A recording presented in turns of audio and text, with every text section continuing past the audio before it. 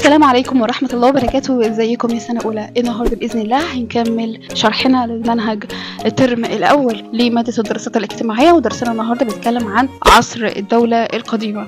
يعني العصر ده بنسميه كده عصر بناة الأهرام، لأن كل الملوك اللي حكموا في العصر ده كانوا متميزين إن هم بيبنوا المقابر بتاعتهم على شكل أهرام.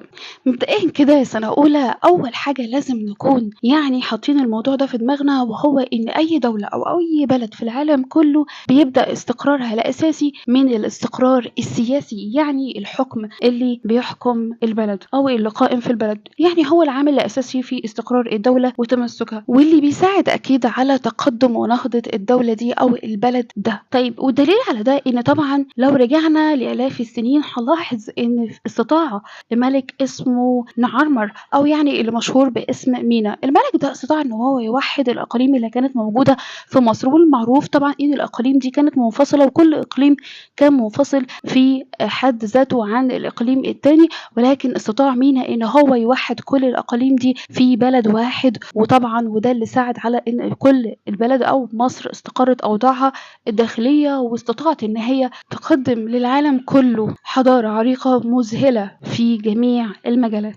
طب بالنسبة للخريطة دي فهي خريطة العصور. عندنا عصور ما قبل التاريخ اللي يعني الإنسان لسه ما كانش مكتشف فيها الكتابة، وعصور تاريخية اللي هي العصور اللي عرف فيها الإنسان الكتابة.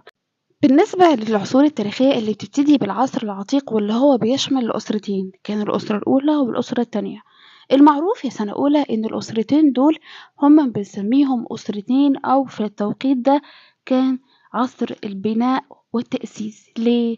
لأن في العصر ده كان في ملك اسمه نعرمر أو مينا، وزي ما ذكرت في الأول إن الملك ده استطاع إن هو يوحد مملكتين كانوا موجودين في التوقيت ده في مصر. في مملكة كانت موجودة في الشمال، ومملكة تانية منفصلة عنها تماما موجودة في الجنوب. كل اللي عمله الملك ده إن هو أسس إن هو وحد بين المملكتين دول، واتحدت بالتالي إقاليم مصر، وأسس أول عاصمة لمصر موحدة، وكان أساسها في مدينة منفر. طب بالنسبة للعصر العتيق أو عصر الأسرات، اللي هو الأسرتين الأولى والتانية، كان ليه خصائص العصر ده، إن هو كان بيتميز بالاستقرار وتحقيق الأمن، وكمان كانوا مهتمين بالأنشطة الاقتصادية، زائد إن هم اهتموا بالعمارة وخاصة بناء مقابر الملوك. بالنسبة للاستقرار وتحقيق الأمن، لأن كان الملوك مهتمين جدا بتأمين حدود مصر وبناء الحصون. أما بالنسبة للاهتمام بالأنشطة الاقتصادية، لأنهم كانوا اهتموا بالطرق الصحراوية علشان يأمنوا الطريق التجاري اللي مر في الطرق دي. مش بس كده، لأ، كمان سيطروا على المنطقة الواقعة بين الجنوب الجندل الأول، ده من أجل طبعا التجارة. لو سألته يعني إيه الجندل الأول؟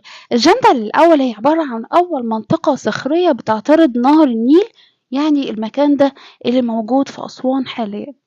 طيب بالنسبة للكلام ده أو اهتمام الملوك بالسيطرة على منطقة جنوب الجندل الأول، طبعا ده من أجل التجارة، وزائد إن هم يستغلوا كمان كل المناجم والمحاجر اللي موجودة في المنطقة دي، أو الموارد الموجودة في المنطقة دي، وزائد كمان اهتمامهم بالمحاجر اللي موجودة في سيناء.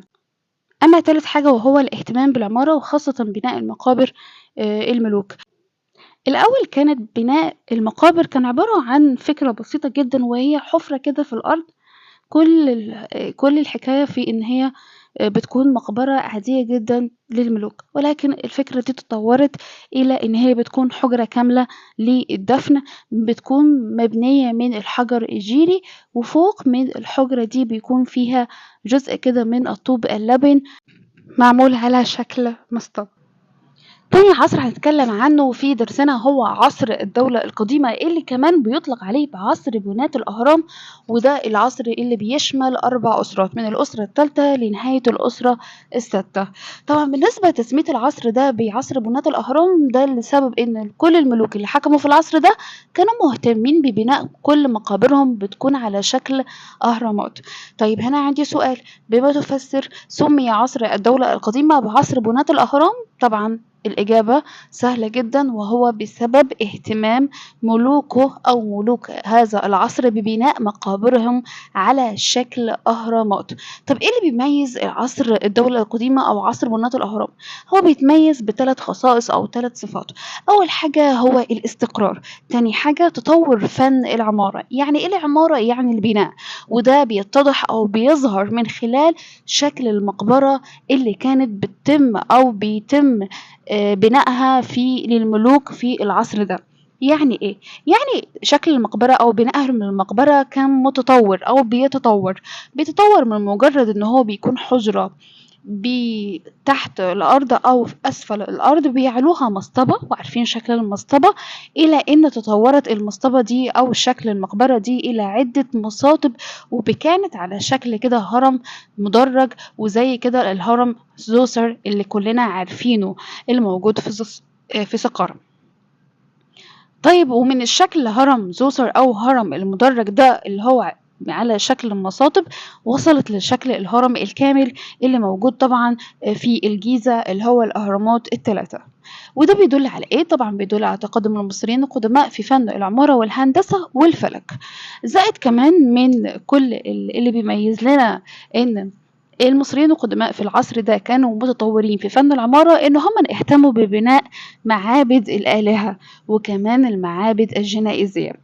ثالث خاصية أو صفة نتكلم عنها في عصر الدولة القديمة أو كان بيتصف بيها عصر الدولة القديمة هو براعة الفنان المصري في النحت. يعني إيه؟ النحت إن هو استخدم كل المواد المختلفة في النحت، إنه كان بينحت على الحجر وعلى العاج وعلى الخشب. بالنسبة للنحت ده يا سنة أولى، فهو كان الإنسان المصري مهتم بالنحت، لأن زي ما ذكرنا يعني كان بينحت بمواد مختلفة زي الحجر والعاج والخشب. لا، ده كمان الدليل على إن هو كان مهتم بالنحت، نحت التماثيل الملكية طبعا للملوك، وده لاعتقادهم إلى إن الملوك دول إن هم ليهم قدسية أو حاجة يعني معظمة ومقدسة بالنسبة لهم، علشان كده هم نحتوا تماثيل للملوك. زائد إن هم نحتوا تماثيل للنبلاء. يعني إيه؟ زي كده تمثال النبيل كعبر، واللي طبعا بيعرف بحاليا بتمثال شيخ البلد. وفي تماثيل كده بوضعية جديدة زي تمثال الكاتب المصري الجالس، وطبعا بيظهر دقة ومهارة الفنان المصري القديم وتقديره لمكانة الكاتب في المجتمع. أما بالنسبة لفن النقش، طبعا بيظهر النقوش البارزة على الأسطح الصلبة كلها اللي موجودة على الآثار اللي موجودة حاليا. طب كمان فن الرسم، واللي بيستخدموا فيها الألوان لتصميم الصور الجدرانية اللي كانت بترسم على جدران المقابر أو كمان المعابد. رابع صفة أو يعني خاصية بتظهر أو موجودة في عصر الدولة القديمة هو ازدهار الأدب، خاصة الأدب الديني زي نصوص الأهرام اللي هي بينطق أو بيطلق عليها اسم تاني اللي هو متون الأهرام، وهو عبارة عن نصوص دينية نقشت بالخط الهيروغليفي على جدران الحجرات الداخلية للأهرام.